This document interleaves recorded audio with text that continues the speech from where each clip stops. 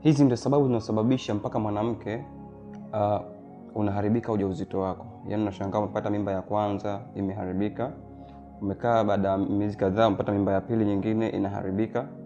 Sawa, aidha ina wiki 3, ina mwezi mmoja, ina miezi miwili, ina miezi mitatu, chini ya hapo inaharibika. Hizi ndio sababu zinazosababisha. Kwa hiyo mwanamke ambaye unapitia hali hii, angalia kama kuna sababu hizi ambazo zipo, basi hapo unatakiwa utafute tiba. Sawa?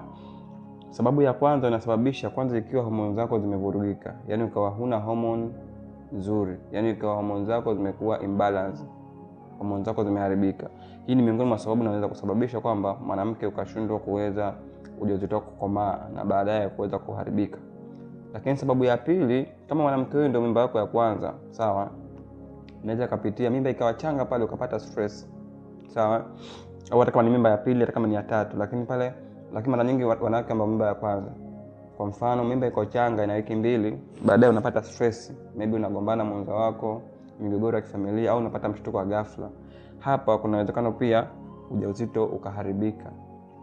Sawa? Lakini sababu nyingine ambayo inaweza kusababisha ujauzito kuharibika, una mimba changa alafu ukatumia madawa ya detox.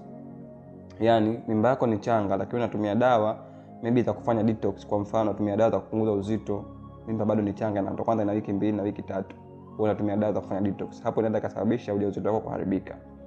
Lakini sababu nyingine, ikiwa una maambukizi ya PID, sawa? Mara nyingi mwanamke ambaye ana changamoto ya PID anaweza kusababisha ujauzito wake kuharibika na ikawa endelevu. Unapata mimba ya kwanza inaharibika, mimba ya pili inaharibika. Na mara nyingi PID wengine wanasubiri mpaka ianze kutoka kwa nje, ni ule uchafu ambao unatoka kwa nje. Hapana, sometimes PID inaweza ikawa ulishawahi kuwa nayo mwanzo. Kwa mfano ulikuwa na changamoto ya PID kabla, baadaye ukabeba ujauzito.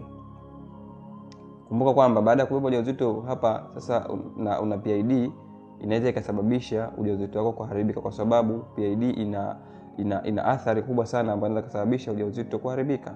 Kama ni mwanamke unapitia situation hii, aidha mimba zako hazikai, kila ujauzito unaopata, kumbuka kwamba afya ni mtaji na bila afya bora huwezi kufanya chochote. Hakikisha video unaishare ili usinufaike peke yako na wenzio pia wanufaike.